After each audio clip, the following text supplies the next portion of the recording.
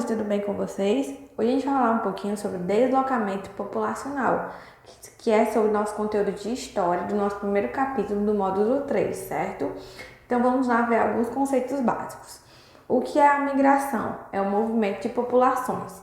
Migrantes é a pessoa que se desloca. Emigrantes, quem sai da região ou do seu país para se estabelecer no outro. Imigrante, quem se estabelece em uma região ou país diferente do seu. Então, migração é um movimento de populações. Migrante é a pessoa que se desloca. Emigrante é quem sai da sua região, tipo, eu moro em Fortaleza, no Brasil, e vou para outro país, tipo, eu vou para os Estados Unidos. Então, isso é um imigrante. E o imigrante, né, que se estabelece em uma região ou país diferente do seu. Eu moro no Brasil, mas eu estou em outro país, morando agora nos Estados Unidos. Então eu sou um imigrante, porque o meu país de origem é o Brasil, mas eu estou morando nos Estados Unidos, certo? E é o deslocamento populacional. É o deslocamento de pessoa entre país, regiões, cidade ou etc. Como a gente trouxe aqui, né? A letra A e a letra B. O local entre o A e o B. Eu estou saindo do meu local e se deslocando para outro local. Então é entre países, regiões, cidades ou etc. Se eu sair de Fortaleza e for para Sobral, eu estou me deslocando para outro local, o interior do Ceará, em Sobral, certo? Então isso é um deslocamento. Se eu estiver aqui no Brasil, onde eu moro, e me deslocar para a China, eu estou me deslocando entre países. Se eu moro em Fortaleza e estou me deslocando para Salvador, eu estou tendo deslocamento entre cidades, certo?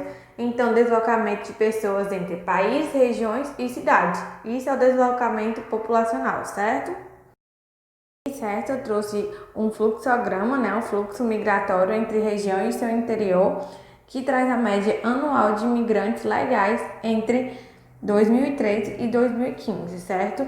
Aí no mapa a gente tem as setinhas de acordo com as cores. Aí tem acima de 200 mil, de 100 mil a 200 mil, de 25 a 100 mil e abaixo de 25 mil.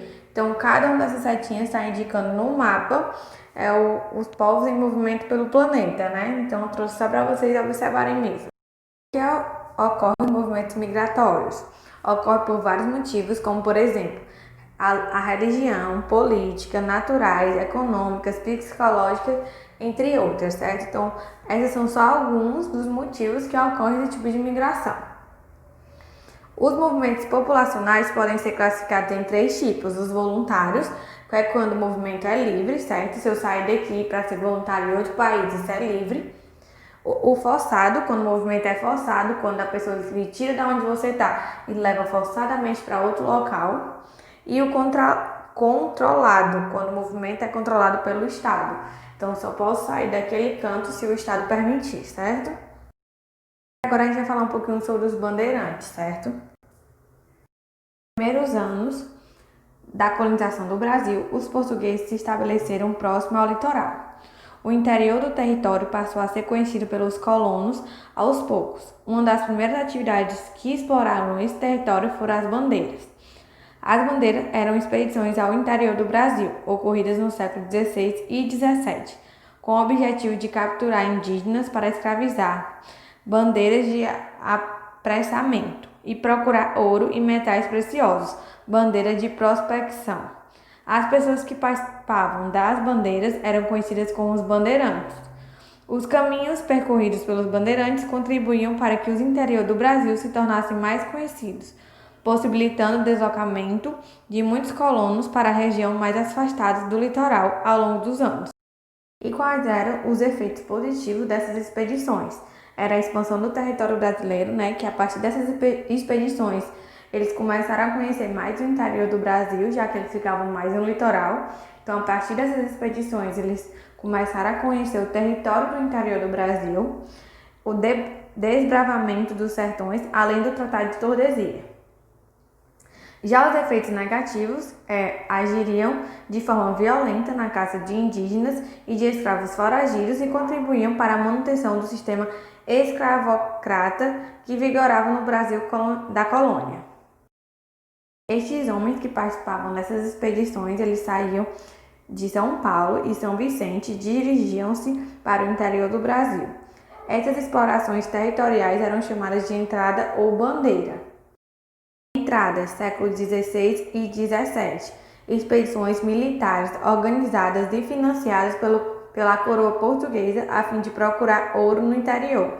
Já as bandeiras, no século XVII, expedições financiadas por particulares para aprisionar índios, buscar ouro, prata e pedras preciosas e capturar escravos fugitivos. Por que se chamavam bandeiras? Como as expedições entravam pelo sertão adentro, o risco era muito grande.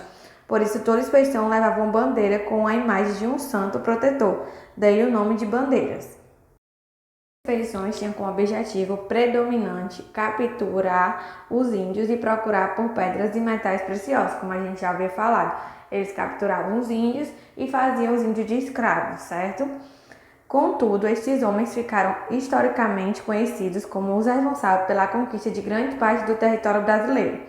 Alguns chegaram até fora do Brasil, em países como a Bolívia e o Uruguai. Em 17 em diante, o interesse dos portugueses passou a ser procurar por ouro e pedras preciosas. Então, aqui é os mapas, por onde eles percorriam, que era no interior do Brasil. A figura dos bandeirantes. As expedições dos bandeirantes reuniam um grande número de pessoas e podiam durar semanas, meses ou até mesmo anos. Durante as viagens, os bandeirantes viviam com pouco conforto. Eles caminhavam em matas fechadas e tinham poucos recursos disponíveis para sua alimentação. Por muito tempo, os bandeirantes foram representados conforme a ilustração ao lado. Eles eram descritos como homens brancos, valentes, bem preparados e bem equipados, que portavam arma de fogo, usavam acessórios e vestimentas de couro e botas de cano alto. Vários estudos atuais mostram que a maioria dos bandeirantes era, na verdade, mestiça e vestia as roupas mais adequadas para as suas longas viagens. Além de andar descalço, eles inclusive nem sempre portavam armas de fogo. Era comum que algum deles usasse outros tipos de arma, como arco e flecha. Observe ao lado uma representação de bandeirantes baseada em estudos históricos recentes. Os bandeirantes foram importantes para a exploração do interior do Brasil. No entanto, eles também foram responsáveis pela captura e morte de muitos indígenas e pela destruição de suas aldeias. Neste capítulo, até agora, a gente estudou alguns deslocamentos populacionais no Brasil, certo? As pessoas que se mudam para outra região são chamadas de imigrantes, certo? Os bandeirantes foram importantes para a exploração do interior do Brasil, mas também foram responsáveis pela captura e morte de milhares de indígenas. E a gente vai dar continuidade ao nosso capítulo na próxima aula e vamos estudar alguns outros assuntos, tá bom? Essa aqui é a nossa agenda da página 248 e 249. Qualquer dúvida podem perguntar a tia Andressa, tá bom? Estou sempre disponível aqui para tirar todas as dúvidas de vocês. Um beijão e até a próxima. Tchau, tchau!